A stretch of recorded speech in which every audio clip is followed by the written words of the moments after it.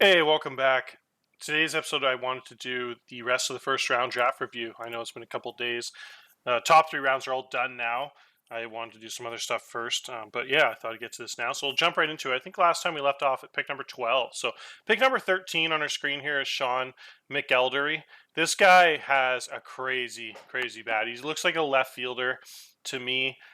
He can't really play right field with a weak arm, but really good fit in left field with how big his bat is and how athletic he is. The guy's a crazy base runner, high intelligence from Notre Dame.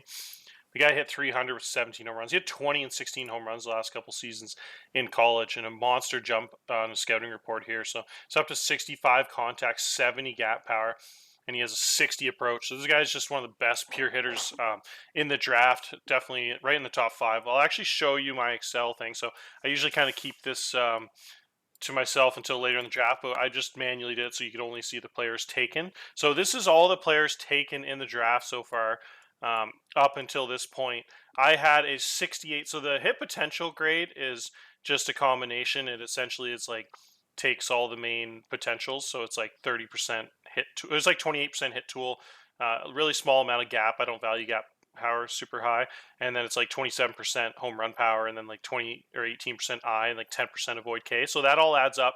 So the values are kind of weighted. So then it gives you an overall rating. So that best hitter in the draft by my the stuff is the Andy Hill here. He's got 68, which is crazy. I got a 76. My exit velocity is just contact, gap power, and home run power. Doesn't include I or avoid K.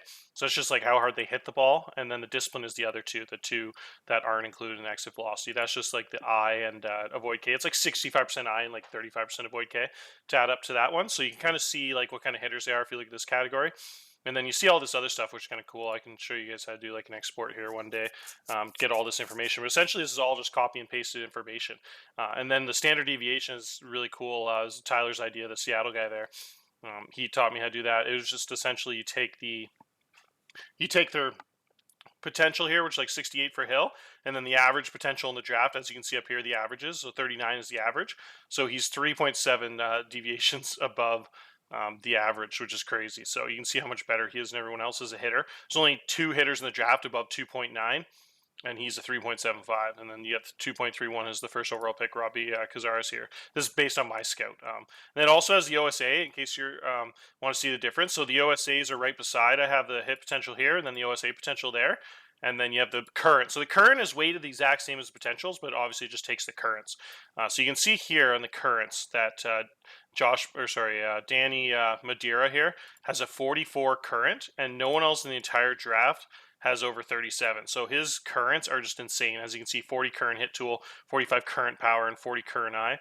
Just outrageous. He's also his potential is really high, 2.7 standard deviation. So the guy's got crazy, crazy skill set. So, anyways, that's how these my rankings work, and you can just kind of see by position. So the formula position, you can just take away everything here, and then so say you just want to look at first base, you can just highlight the first baseman. And so these are all the first basemen taken so far based on the hit tool. So you got like 68, 64 for the hit tool potential, and then you can see all the information here, and kind of this stuff here is pretty cool. So anyways, that's all the Excel stuff. I think I put a lot of time into this. It takes quite a bit of effort, but now that I have the template, it's pretty easy, and every year is just copy and pasted stuff.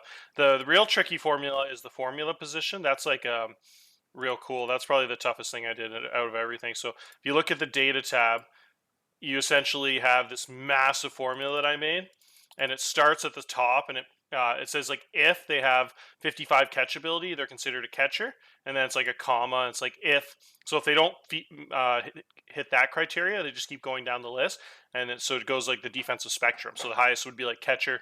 Second highest is if they're like 45 catchability, blah blah. Uh, between 45 and 54, they're catcher second tier, and it labels them.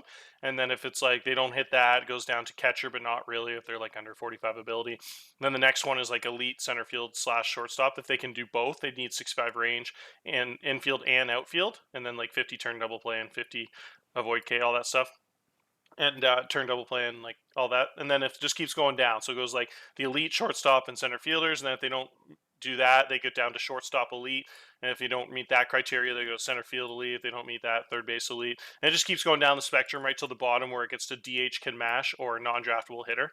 So it kind of gives them all a rating there, so you can see the formula position. So if a guy doesn't meet any of the criteria, he goes all the way down to like first base. So I got like center field elite and then center fielder, and then like center fielder second tier is just like they have like 6'5" range, but they don't quite have the arm power. So then it's like they can play second field, but not like a super elite defensive level. Same with second base, like a top second base. I criteriaize as like second base, or it says shortstop / second base tweener, and then second base, and then the third tier is like it goes second base, second tier is like they have a really good bat, but they're not quite as good defensively, but they can like survive there. So, anyways, that's how I rated it all. So, if you look at the draft here, we'll go back. I've been blabbering quite a while here. So, you have McElderly. That's a really good pick there at 13, just a monster bat. At 14, it was one of my favorite players in the draft here, Pat Pierce. I was really hoping he'd fall to my pick. This guy is an absolute monster with a bat. He's a high school catcher that has 55 ability and just a huge bat. So, on my list here, as you can see, I had him as having the 6th best bat in the entire draft, regardless of position. So just insane. So the guy's got a 60, and like discipline potential 64, which is like higher than anyone. So he's a high school catcher that has that kind of bat on him. Is just insane. Absolutely love that guy. So that's a monster pick. In my opinion, he was like a top 4 player in the draft. I would have taken him extraordinarily high. So I thought that was a huge pick up there. So he's going 14th overall to the Detroit Tigers. I love that. Tony Calva is the next pick here. So Calva is a lefty, a really high level lefty. The guy had a super high bonus and he's fragile, which probably caused him to fall a bit, but he probably is like a top 8, top 10 talent skill wise. Got 55, 65, 60 potentials on him. Forgot to show you the pitching stuff. So the pitching stuff, I did the same thing. I got same category, so I kind of made the same. So the pitch potential is just weighted between like stuff, movement, and control potentials. I did stuff potential a little bit higher. It's like 38, 33, 31 or something like that. And then same thing here. And the real one I liked a lot, and same thing with here, it goes like starting pitcher high level, and then it's tiered, like starting pitcher elite, blah, blah. So anyways, you can see all that stuff. And then the one I like the best is I made it so there's like a cool little formula where it actually gives you the amount of pitches they have properly. Normally it'll say like 3 pitches, but one of them's like a 20-25 changeup, which isn't really like a real pitch very often. So I made it so they count up all their currents and potentials, and only counts as like a 50 pitch if they have a, like how many, or sorry, it shows how many 50 pitches they have. But yet under this category here for pitches, it just shows it if they have a minimum 45 per potential. So they have like a 70 potential fastball, 60 potential curve, and like a 30 potential changeup. It'll actually only show 2 pitches instead of 3, even though the game would normally show 3. So made that little edit so you can see like who's a legit starting pitcher and which guys are like listed as starting pitchers, but like legit only have like 1 pitch. So they're like a reliever. So anyways, you can, that's all under there. So we'll go back to this. So Tony Calva has one of the best lefties in the draft. He is a monster. Art Stafford is next up. He went to the Boston at third base there. This guy is one of the craziest ceilings you'll ever see out of a high school guy. He has some flaws, like he isn't a great defender. He's probably a first baseman, and he doesn't have very high mentals, work ethic, intelligence, both low. But when it comes to the bat, that's as high as you could possibly get pretty much. So you get 75 contacts, 75 home run, and 70 gap power. It's just ridiculous. So the guy, if he reaches even 80% of those potentials, he's just like a guaranteed all-pro. It's going to have like some 5-WAR seasons if he can play at first base there with that kind of bat. So just an absolute freak. And you never know. Some guys like get up to 45 range and 60 arm, and all of a sudden he can actually play third base at like a 45 or a 50 if he improved a little bit defensively there. So like I said, with the high, low work ethic, probably not, but you never know. I've seen crazier things, but the guy's bat's just so ridiculous. So crazy to get a guy with. You'd be pretty happy to get a guy with 75 contacts, 75 home run power outside the top 10. So he's fallen all the way to 16, which is crazy. Super talent there. Next up, we have Dave Watson. Dave Watson is another guy that fits almost the exact same profile as the last guy. Both third baseman they're listed at, but as you can see on my profile thing, it'll probably show them at first base. So that's the cool thing. It actually gives you the position that they like actually are. So if you go to formula position here and then just go to first base, it most likely shows Watson. Yeah, so it shows Watson as a first baseman here, even though he's actually listed as a third baseman in the game. So that's what I love about this Excel stuff. You can actually do cool little tricks like that actually show you the proper positions, or at least in my opinion, you can change it however you guys want when you're doing it. So Watson has a crazy bat. He's a high school bat that has 60 and 60 under contact and home run power. So just a beast bat there.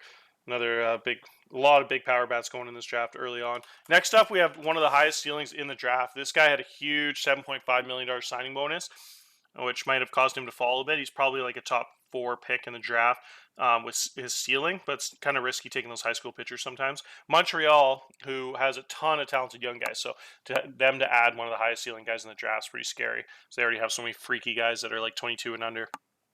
They could have a really special team in a couple of years here. So Eric Wood has 65, 75, 75 pitches with all 60 plus potential. It's just insane. And it says he's rigid in his routines. Probably means he has a high work ethic too. And he's a ground ball guy. He throws hard. The guy's one of the most talented dudes in the draft. I think he was the highest on my Excel thing here for pitch potential. Yeah, he comes out the very highest graded in the entire draft. This is sorted under the pitch potential thing. So 63. No one else in the draft was as high as him. We've only got about 6 guys above 60 here. The guy is just incredible. So he's at 47% of his potentials. That's the other stat I made there. Shows what percentage they are compared to the currents, compared to the potentials. So 30 overall compared to the 63 potential. So that's how risky those high school guys are. You can see, like, for example, these college arms are like 54 out of 63. He's 87% of the way all to his potentials there. Jared Powell. So anyways, the high school guys are a lot lower, but the ceilings are really high. So that guy is... that guy's a stud, man. So Eric Wood, what a pick there at 18. Next up, we have Andy McFadden. Andy McFadden is a high movement guy that throws 101, has 3 explosive pitches. McFadden, I thought, no, he didn't get drafted last year. So yeah, McFadden is just crazy fastball, 60 current fastball, $6.5 million bonus. So these pitchers are really talented. They're just falling a bit because of super high bonuses, but they're all, like, those last 2 guys are both probably the top 10 picks when it comes to pure talent in this draft. It's just the position players' bonuses were quite a bit lower, I noticed at the top there. So if you can afford them, pretty talented guys to get it, like 18 and 19 there. Next up, we have a nice second base tweener here. He probably is a second baseman for sure with a high error. Really high, nice high error rate. You got the could turn into a first baseman if his range falls to 50. But either way, I think he can probably get away at second base there. I think he's definitely good enough for it. With that bat, he'll be a really special talent there. Guy's got 55 contacts, 65 gap power with nice speed. 50 all across the board in the other 3 stuff. So just a real special guy because there's just so few middle infielders in the draft that can hit whatsoever. There's just so rare. There's like literally like 3 or 4 guys in the draft that have anywhere close to this bat that can play in the middle of the field there. So at third base, second base, or short. So just an absolute shortage of that. So you have to get those guys really early. Next up, we have Pat Bonner. Pat Bonner is just a real safe, probably one of the safest guys in the draft, if not the safest pick in the draft. The guy just right away is almost like pretty much pro ready. He was high drafted last year. He's second overall, second round pick last year to Boston. And then this year he went, to Miami here. So the guy has a 60-70 fastball, throws 100 miles an hour with major league ready stuff, 55 potentials in all 3 things. So just a real incredible safe pick, and I absolutely love it. The guy can play in the bullpen essentially right away with a really nasty fastball slider combo, and already has like a major league changeup, which is crazy out of the draft. So yeah, it's a really interesting pick there. See how developed he is. Awesome. Matt Bonner. And then next up we have Mike Gonzalez. Mike Gonzalez is really similar. Both like the last pick, he's just super advanced. He has a really elite changeup. The fastball's not quite as good as the guy that just went 1 pick before, Pat Bonner, but the movement's so high too. The movement control are crazy. So not quite the explosive stuff because of the lower fastball. Doesn't throw quite as hard either, but makes up for it with that insane changeup. And he has a $1.4 million bonus. Pretty decent at this point in the draft for how good he is. And he's durable too, which is huge. So a lot of stuff to like about the Yankees picking up Gonzalez there. Nate Raymer is the next pick to the Brewers. We go back to the high school arm who has a crazy high ceiling, 70 control potential, extreme ground ball, throws 98, and an elite fastball, $5 million bonus almost. This guy is super talented though. 35 current stuff for a high school arm is unreal. The major league level fastball already. So this guy should just burn guys out in the minors and just strike out everything that moves. And he just got to wait a couple years for him to develop his movement control, but super advanced for a high school guy with 35 current. Most high school pitchers have 25 or at best 30 stuff. So he throws that hard and that explosive. He's just going to it'd be fun to watch for sure. Next up, we have Jonathan Rodriguez. Jonathan Rodriguez is, I think, our first two-way guy of this draft so far, maybe our second. Rodriguez, oh yeah, the catcher was a two-way guy, the top 5 pick there to Seattle. Rodriguez is a really solid pitcher. He has 3 good pitches, really good slider, throws almost 100 miles an hour, really advanced 55 movement, 40, 65 controls, nasty. But he's probably even better in the infield. The guy can play all over the field. He can almost play third base. He could probably play a really insanely like Gold Glove level first base with 75 air and 40 range and a pretty good arm. And has a second base rating of 35-55, which is crazy. So the bat is unreal. 60-60 with 60 I, 65 void K. Pretty good, decent runner there. Has everything you look for. Line drive hitter. Pull hitter. So just a crazy two-way player. I love the nickname too, the Trash Master. This guy, being that talented, he's a legit pitcher too. I think he could definitely be like a number 5 starter. He looks like Marco Gonzalez with the super high control there and the 45 stuff and the 55 movement. So he just throws a lot harder than Marco Gonzalez. But yeah, just a really interesting player. And then we have another guy, kind of a two-way guy, but this guy is more of a hitter. I don't think he'll pitch much, but he definitely is really raw as a pitcher with a 20 changeup and 25 currents, high school guy. But this guy going to St. Louis Cardinals, Jared Murcik.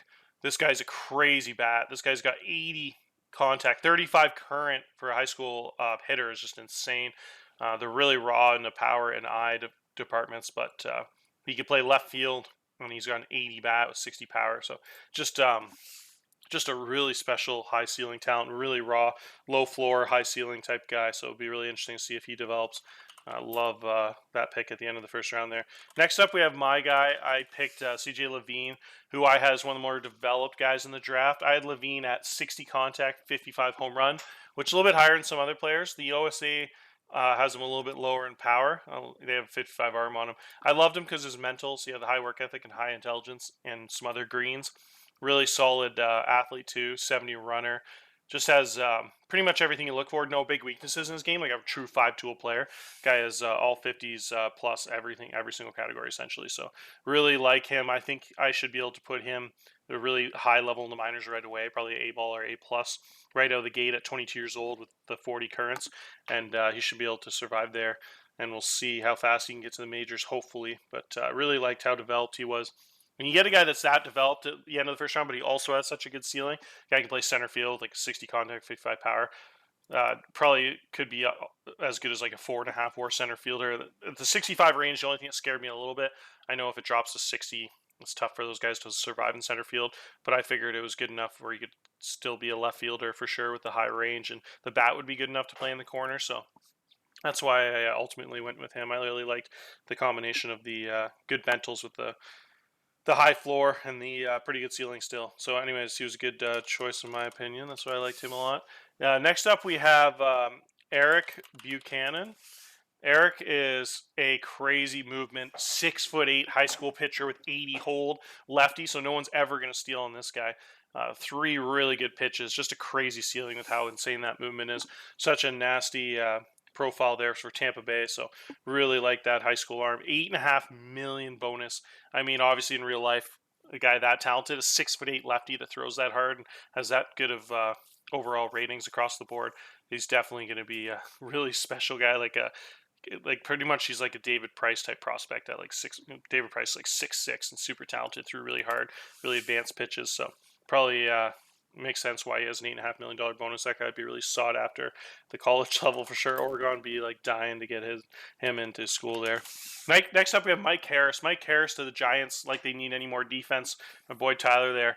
The small bonus, it only cost him $850,000. The guy's an insane Gold Glove type profile at shortstop, a 75 range. Probably go up to 80 because he's only 18 years old.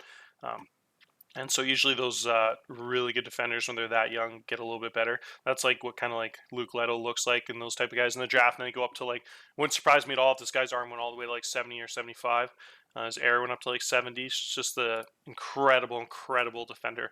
Pretty much as good as it gets at shortstop. A high school shortstop, 75 range and a big time arm and turn double play.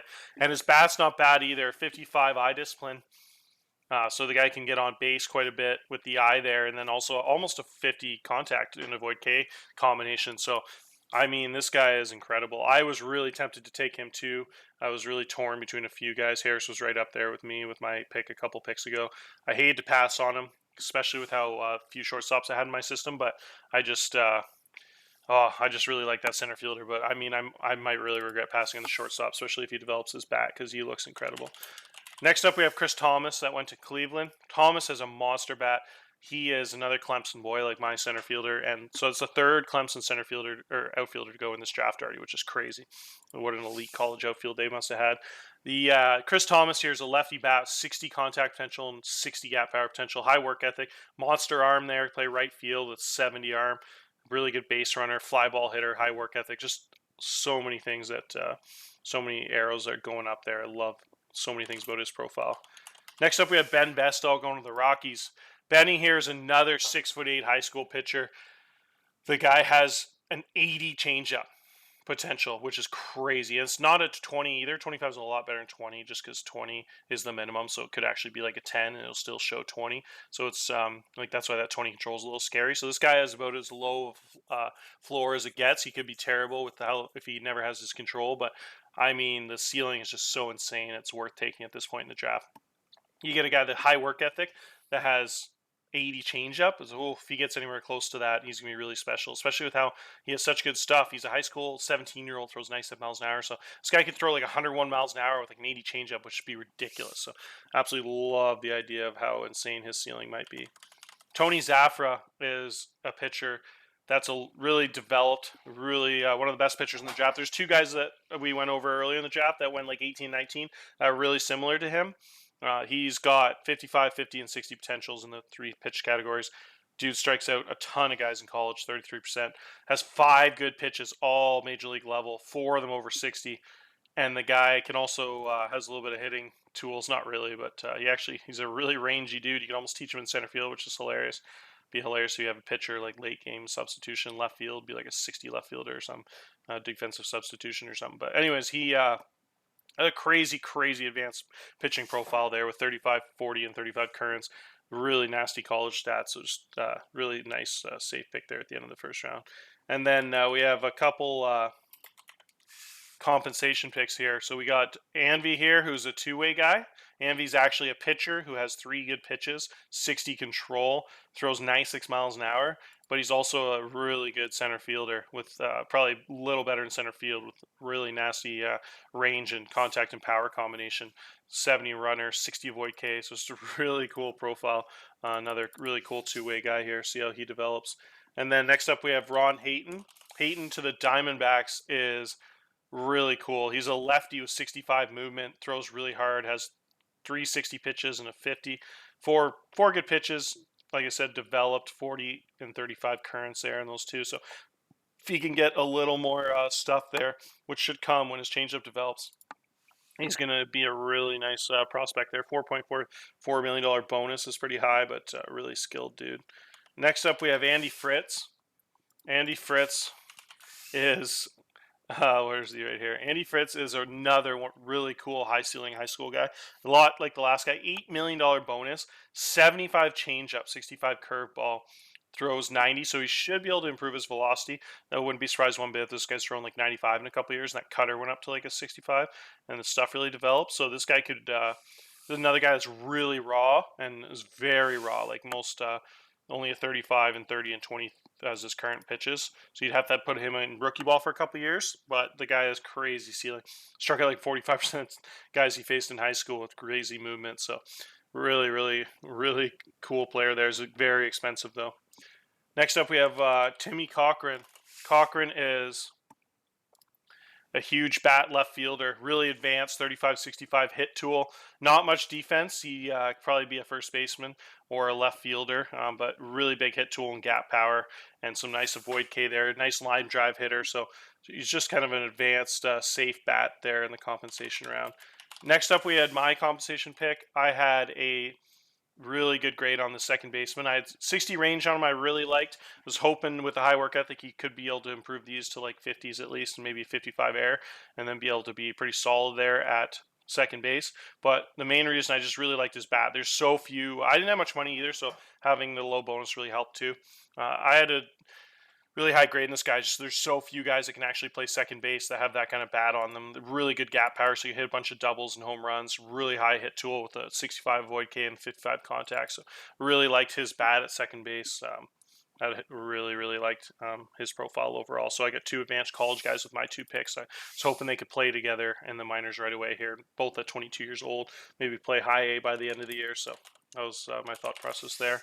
Josh Robinson is a center fielder that went at the end of the first round. 65 range, 65 contact. That's a really nice combination. Really high gap power too, and avoid K. Doesn't have a ton of power. Only 300K signing bonus, so that's a huge steal at the end of the first round there. You can save some money for sure. Mike Measle is the next pick here. Mike Measle went to Oakland at the end here. Another one of those high school arms that just has a crazy ceiling. Another really raw guy who's really got raw ratings here, 25, 25, 20.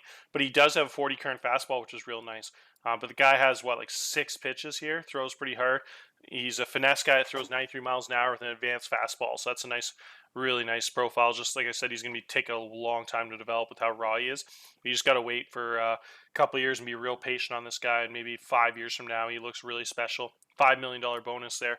It's just some of these high school arms are just incredible, man. The ceiling on these guys.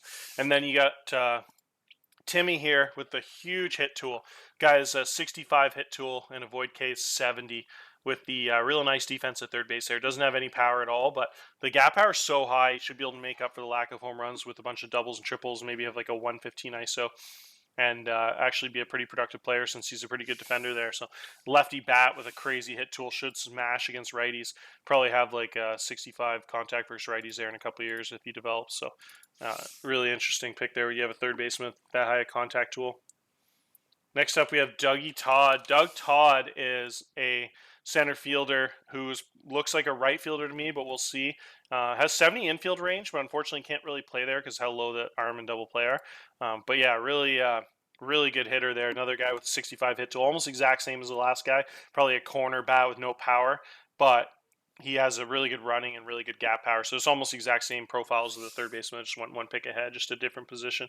Only a $210,000 signing bonus, and he went to Vanderbilt. So pretty nice combination there. I love those Vandy dudes. And then the last pick of the first round is Chris Pugh. Chris Pugh is a starting pitcher. Yet another expensive high bonus. $7.5 million bonus to man. Stud high school arm. 6'6". He has 60, 55, and 70 potentials on his pitches. Another guy that just dominated his senior year of high school, had 95 innings, a .3 FIP. Guy really high ceiling there. 96 mile an hour high school arm is incredible at 18 years old. Another guy that could probably throw 99 or 100 in a couple of years with an elite changeup. Pretty much there's like 4 of those guys in this first round that fit that similar profile. Really kind of risky take those guys, but if they hit, those are the guys that just end up being absolute studs. So wouldn't be surprised if out of all those crazy ceiling high school arms that went in this first round, just like 7 of them all had like huge $5 and $7 million bonuses. But wouldn't surprise me one bit if 1 or 2 of those guys ended up being uber aces there, like 5 WAR starting pitchers, because the ceilings were so high in all those guys. I'd hope that at least a couple of them will turn out.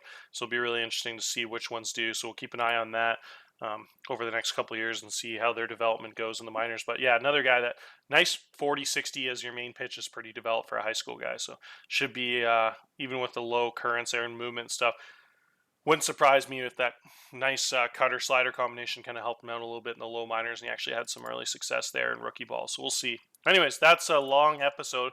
I hope whoever's still here enjoyed it. I really have fun talking about these draft prospects and showing you guys that Excel sheet. Hopefully, if anyone's interested, you can message me and get into it, learn a little bit about Excel. Really helps the process and makes it a lot funner for me getting more involved. Kind of makes it just even more fun there, digging deep if you're really into the park. So anyways, that's it for now. See you guys.